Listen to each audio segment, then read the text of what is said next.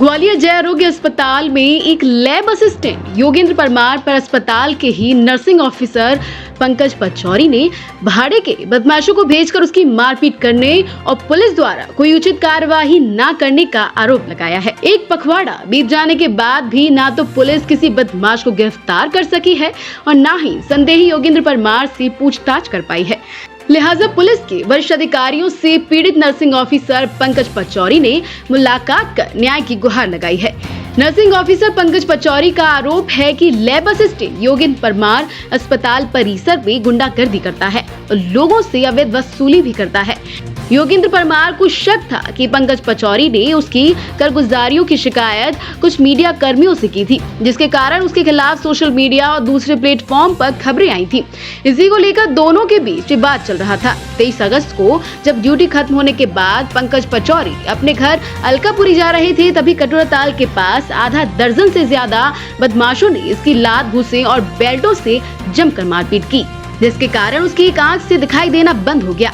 Eye specialist ने उसे दिल्ली के एम्स में रेफर किया। पीड़ित पंकज पचौरी का कहना है कि पुलिस ने मामूली धाराओं में बामुश्किल केस दर्ज किया है और संदेही के रूप में ही योगेंद्र परमार का नाम लिखा है, लेकिन उससे अभी तक पूछताछ नहीं की गई। अधिकारियों का कहना है कि इस मामले में मारपीट की धारा में अज्ञात में मुकदमा दर्ज किया गया है। संदेही से भी पूछताछ की जाएगी। योगेंद्र परमार का हथियारों के साथ सोशल मीडिया पर एक फोटो भी वायरल हो रहा है, जिसमें वह बंदूक और पिस्तौल के साथ दिखाई दे रहा है।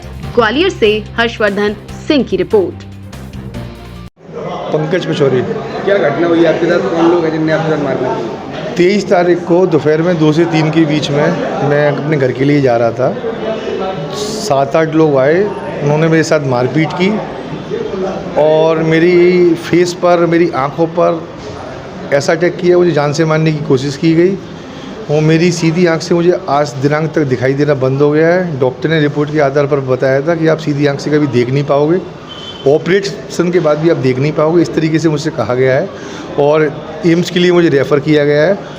और जो लड़के मुझे मार रहे थे वो बार बार योगेंद्र परमार का नाम ले रहे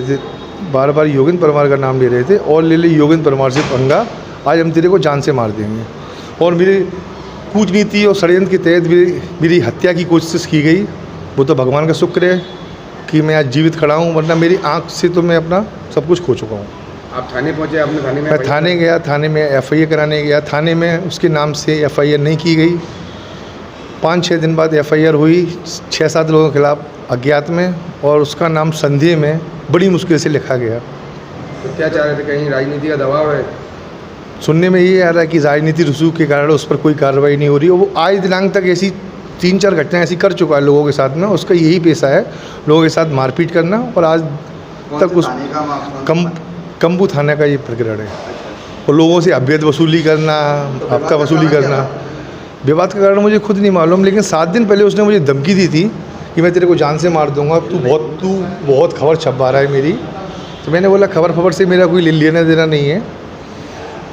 तो जब वो लड़के मार रहे थे तो बार बार उसी का नाम ले रहे थे, योगेंद्र परमार का। योगेंद्र परमार कौन है? ये एक लैब असिस्टेंट है हमारे अस्पताल में, जय आरोग्य हॉस्पिटल में ही, जो लैब असिस्टेंट का कार्य न करते हुए वर्तमान में आयुष्मान का प्रभारी और एम्बुलेंसों का पता नहीं क्या क्या उस पर चार्ज हैं, और अवैध वसूली करना, लोगों के साथ मारपीट करना, उसका यही पेशा है। ठीक है, ठीक। एक व्यक्ति आया था, कोई पचौरी थे, वो नर्सिंग स्टाफ है JH में। तो उसके द्वारा जो उनके साथ एक और जो योगेंद्र परमार करके कोई व्यक्ति हैं, उन पे आरोप लगाया गया था कि उनके द्वारा पिटवाया गया है, ऐसा करके उसने आरोप लगाया था।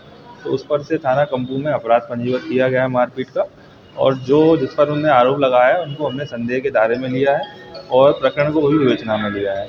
और क्योंकि मारपीट जो की गई थी उसके द्वारा बताया गया था कि 6-7 अज्ञात लड़के थे, तो अभी हमने ये विषय को भी विवेचना में लिया है कि कौन लड़के थे जिसके द्वारा पचौरी जो नर्सिंग स्टाफ है उसकी मारपीट की गई है। ये कितना पुराना मामला है? अभी ये लगभग 7-8 दिन पहले का मामला होगा, जब वो मारपीट होने की वजह से हॉस्पिटल में एडमिट हुआ था। उसकी आंख में और चेहरे पे थोड़ी चोटें आई थी, और उसके बाद हमने उसने थाने में FIR के लिए जब वो व्यक्ति आया तो हमने उसका अपराध पंजीबद्ध किया।